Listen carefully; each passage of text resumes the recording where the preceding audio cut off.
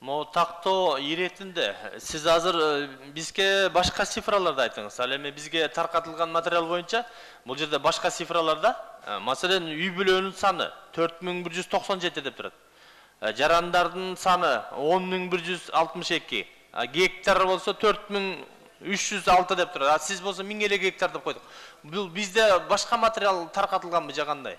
Сиздеги маалыматтар бул жанагы бул маселе 5 декабрда каралгандагы 4197 үй бүлө, 10162 жаран жана 3209 гектар жер деп.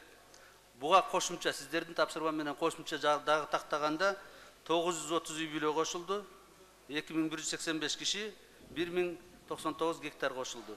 Экөөнү кошкондо 5127 үй бүлө, 12347 жаран жана 5405 гектар жер.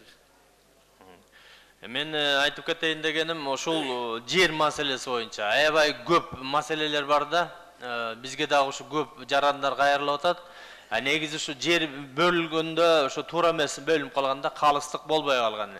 Негизи жер эле эмес, башка деле ошол 70 жыл Советтер Союзунда чогулган байлыкты 70 киши эле бөлүп алганда, туш айылдагы жерлерди дагы жанагы зоотехниктер мал чарбаны бөлүп алып, агроном жерди бөлүп алган. Шаарда иштеген министрлер, чоңдор завод, фабриканын баарын бөлүп алганда, негизи калыс болбой калганда, менин оюмча ошонун баардыгын чогуу иштеп туруп, чогуу эсептеп туруп, анан 5 миллион калкка бирдей бөлгөндө ушунда калыстык болмок да.